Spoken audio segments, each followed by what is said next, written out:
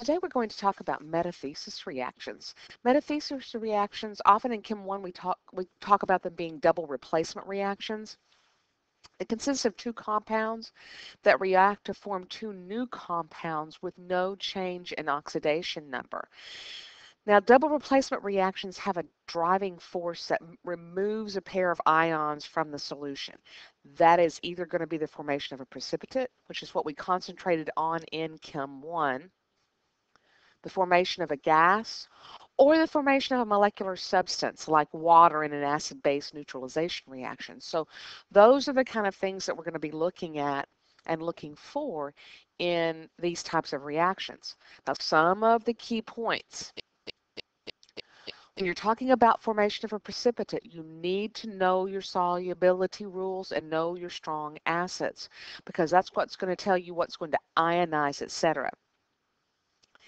If it says something is saturated, you need to ionize that. Split any saturated solution, even if it's technically a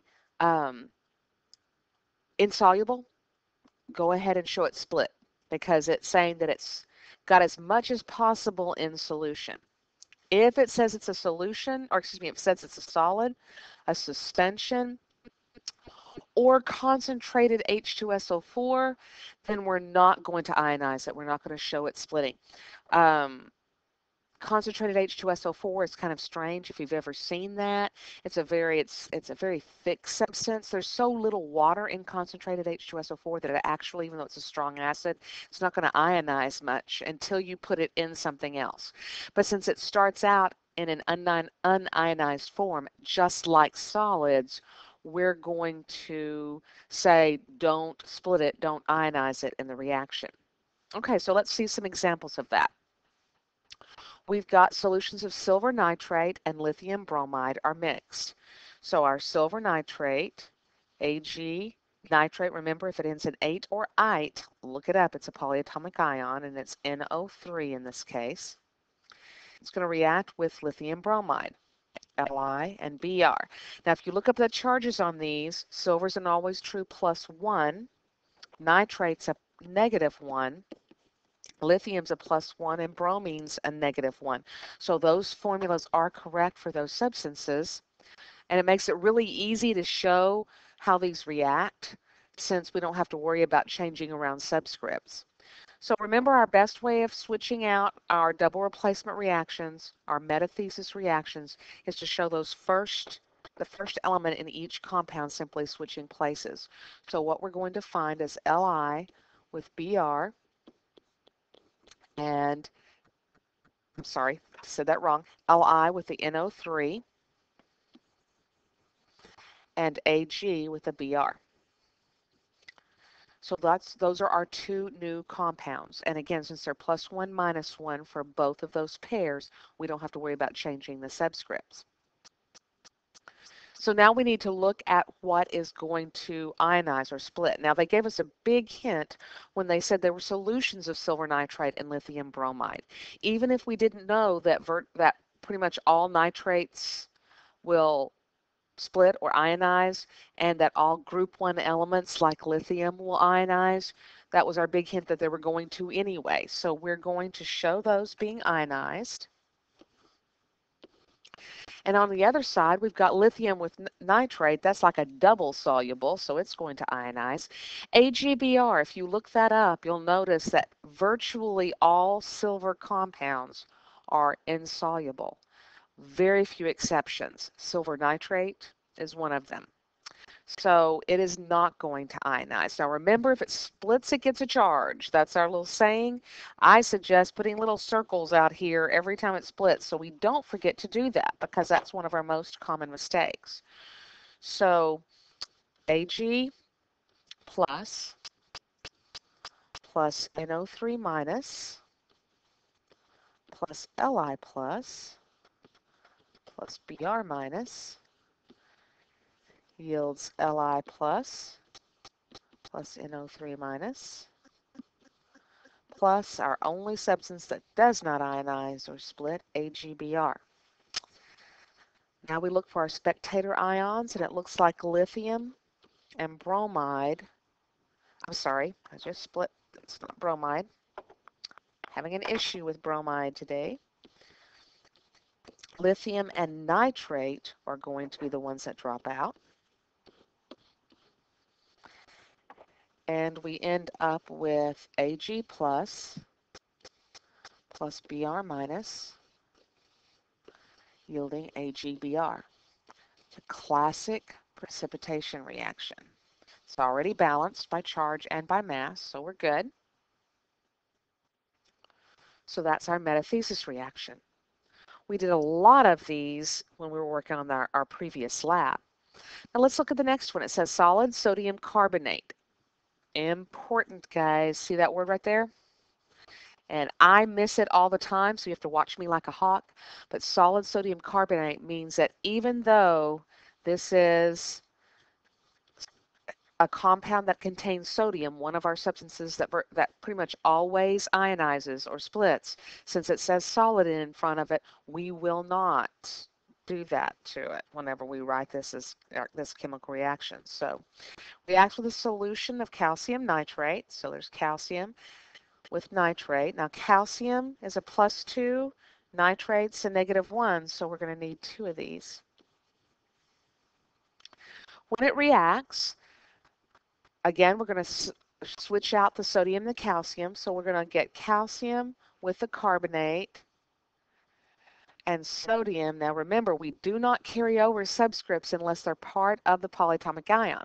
We carried over that 3 with the carbonate because it is part of the polyatomic ion, but the 2 with sodium is not, so we do not carry it over. We carry over that 3 for the nitrate since it's part of the polyatomic ion, but not the 2. So when we look at the charges for these, calcium again is +2, carbonate -2, sodium +1, nitrate -1. So those subscripts, we don't need to add any subscripts for those 2 compounds. So now we need to look at what's going to ionize or split. Again, we are not going to ionize sodium carbonate because it said solid to begin with.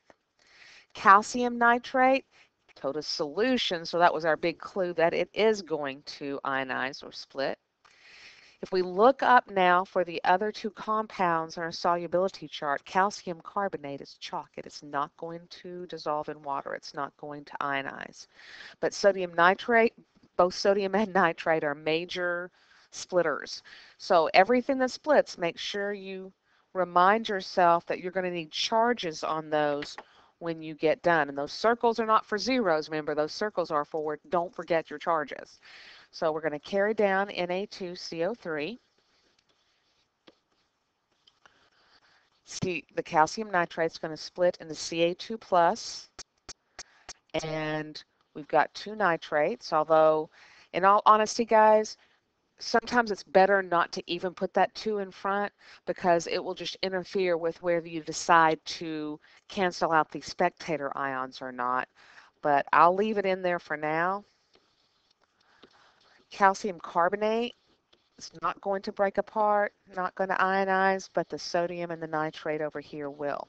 Now remember, we're looking for spectator ions. We don't really care how many there are, so this is not a balance this redox reaction kind of situation where we have to cancel some on one side and balance it out with the ones on the other side. If there are nitrates on both sides, they're going to drop out. We can't drop out the sodium or the calcium because they're part of compounds on the other side. So we're going to have to leave those. So Na2CO3 plus Ca2 plus, should be an arrow, not a plus, is going to react to form calcium carbonate as a precipitate and the sodium ion, excuse me. Now make sure you balance it. Looks like we need 2 sodium ions over here to balance not only by mass but also by charge. So we get 2 sodiums on both sides and 2 positives on both sides. So there's our reaction for that one. Another precipitation reaction, we just have it written a little bit differently because we cannot ionize or split the sodium carbonate. So let's go on to the formation of a gas. There are substances that are I call them bell ringers because when you see these substances produced in chemical reactions, bells should start going off in your head, random band instruments, flashing lights, whatever. That reminds you that if these are formed, they are never going to stay in that molecular form. They're always going to continue on reacting. The H2 and the CO3 are always going to continue, is always going to continue on and form H2O plus CO2. NH4OH, and we saw this in our lab that we did, is going to continue to form NH3 and H2O. And our H2SO3 is going to continue on to form H2O plus SO2. So again, those are our bell ringers, things that if we see them form in a chemical reaction, we're going to take notice and go ahead and continue reacting them. So look at this example. It says XX hydrochloric acid solution is added to a solution of potassium sulfite. So I've got hydrochloric acid. I'm adding it to potassium sulfite, K with SO3 for sulfite. Remember that potassium is +1 and sulfite's -2. We're having problems remembering that we need to find those charges so we can get the correct formula for the compound. And it's going to react to form, once we switch out the elements, K with the Cl. Notice I did not carry over the 2 with the K. It doesn't carry over to the other side because it's not part of a polyatomic ion. But we do put the H with the SO3 because it's part of sulfite. Now find your charges, potassium +1, -1 for chlorine, so that's going to be the formula for potassium chloride. +1 for hydrogen, -2 for sulfite, so we see H2SO3 for that particular compound. Now at this point, you should have flashing lights in front of your eyes, random band instruments going off because H2SO3 was formed. And we know that that is not going to stay in that form. It's going to continue on and react to form H2O and SO2 like we showed up here. So now we can go in and decide what's going to split, what's going to ionize. HCl is a strong acid, so it will. Potassium sulfite, K is a group 1 element, so it's going to be soluble as well. And on the other side of the reaction as a product also. Both H2O and SO2 are molecular, so they are not going to ionize. Remember, these are going to all have charges when they split. So we're going to get H plus Cl minus plus K, do not carry down the 2, plus SO3, do carry down the 3. It's part of the polyatomic ion. It's going to form K plus Cl minus, and our unsplit H2O and SO2. What's going to cancel out of spectator ions? Looks like we've got the chloride on both sides and the potassium on both sides. So we end up with H plus SO3 2 minus forming H2O plus SO2. Now remember, balance, balance, balance, balance, balance. In all honesty, the thing that glares out at me on this particular reaction is that there are a difference in charges. We've got a +1 and a -2 on the left, and it's 0 on the right. So looks like we're going to need 2 positives to cancel out our 2 negatives. Well, when we look at it closer, we notice that there are 2 hydrogens on the right, so we needed that to balance by mass. So that is the final reaction.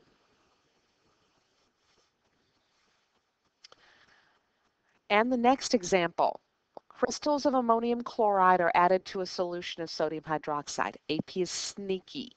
See that little word crystals? That's the same thing as saying solid. So even though ammonium compounds virtually always ionize when they're in water, we're not going to show it ionized in this case because it's starting out in the solid form. So ammonium, NH4, chloride, Cl, +1 and -1 for both of those, so that formula is good. Sodium hydroxide, we've seen that so much, we should know its formula without having to find charges. They're going to react. And the first element in each one, or first positive ion in each one, is going to switch places. So we're going to get the Na with the Cl and the NH4 with the OH. Now, once again, random band instruments should be going off in your head, flashing lights, because we just formed NH4OH. And if you look above in the notes, you'll see that NH4OH will not stay in that form. It will continue on to react and form NH3 and H2O.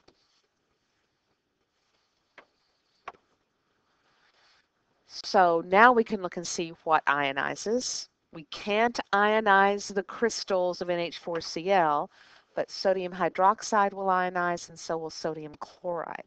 So let's look at what that gives us. We've got NH4Cl plus Na plus, don't forget we need those charges, plus OH minus, forming Na plus Cl minus, plus NH3 plus H2O. What can we drop out as spectator ions? Looks like the only thing we're going to be able to drop out is the sodium ion, because everything else is in a different form. So our final reaction, NH4Cl plus OH minus, is going to yield Cl minus plus NH3 plus H2O. Now, make sure it's balanced. Looks like we're all good to go on this particular one. It was a 1-to-1 reaction to begin with, so looks like we are good. Balanced. Our charges are balanced. We're good to go. Now, our last thing we want to look at is this word equimolar. Equimolar. When you see the word equimolar, think 1-to-1 reaction. Think that's all we've got to react with. We can't pull in more. So let's look at, and this happens when we have polyvalent ions. Polyvalent meaning it's more than just a -1, a -2 or a -3, for instance. How does that play out? Well, let's look at this first one. Equimolar amounts of hydrochloric acid and solid barium carbonate are mixed. So we have HCl, and we're reacting it with solid barium carbonate. Now, barium carbonate is insoluble anyway, but saying solid in front of it just puts the nail in the coffin. We cannot split that when we get done with this reaction. So we're going to show those reacting. Now remember, this tells us it can only be 1-to-1. So we're going to put the Ba with the Cl, and we're going to put the H with the CO3.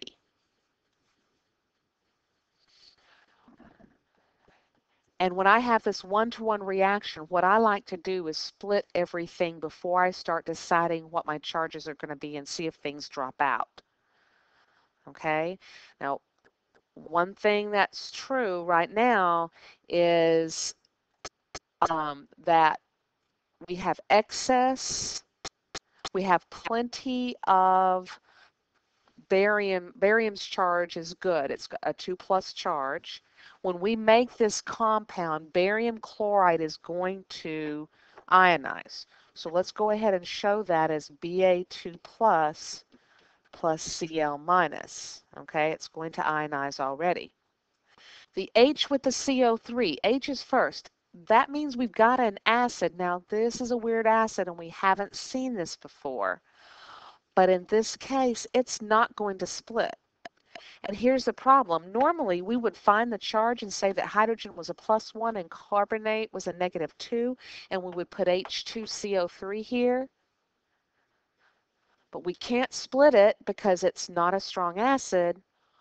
We can't put any more hydrogens in it because we said we could only use a 1-to-1 reaction. So it's a strange situation, but what we're going to have to do here is leave it in that form. But if it's in that form, what's its charge going to be?